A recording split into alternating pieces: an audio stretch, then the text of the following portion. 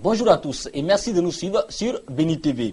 Il fut un temps où on parlait de pays développés. Ce terme a été remplacé par un terme moins péjoratif, pays en voie de développement. Puis sont apparus les pays émergents qui ne font pas partie des pays développés et qui n'ont pas atteint le niveau des pays développés. Alors, qui fait partie de cette catégorie? Quels sont les critères et les bases sur lesquelles sont donc définis les pays émergents et comment les pays africains qui aspirent à ce statut pourront l'atteindre? Nous recevons donc un expert du domaine pour échanger sur la question. Docteur Omer Kwaku, bonjour. Bonjour, monsieur Ali. Alors, vous êtes enseignant-chercheur à l'université Alassane Ouattara de Bouaké. Vous êtes aussi directeur de l'Observatoire des innovations financières. Et il est important de rappeler que vous êtes aussi apôtre. Et pour ce statut, vous êtes donc apôtre au Centre chrétien Carmel. Merci d'avoir répondu à notre invitation. Je vous remercie également pour l'invitation. Ok, nous entrons donc dans le vif du sujet. On parle beaucoup d'émergence aujourd'hui, réalité économique ou effet de mode, on le saura avec vous. Alors, donnez-nous une approche définitionnelle du thème émergence.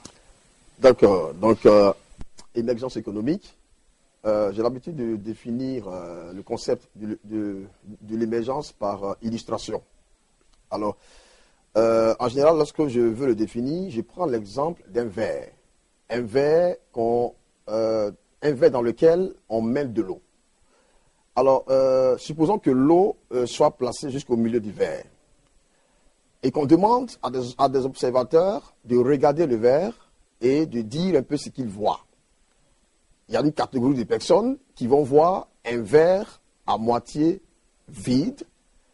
Ça, c'est le concept de sous-développement dont vous avez parlé en début d'émission. Effectivement, au départ, on appréhendait le niveau de développement des pays, souvent africains, ou du moins des pays attardés sur le plan économique, on les qualifiait de pays sous-développés. C'est-à-dire, on signifiait par là qu'ils manquaient de quelque chose. C'est-à-dire qu'ils avaient besoin d'avoir certaines choses qu'ils n'avaient pas encore, ces différents pays-là. Ensuite, après l'expression pays sous-développé, on est passé à pays en voie de développement. Et après à pays en développement. Dans tous les cas, ces trois concepts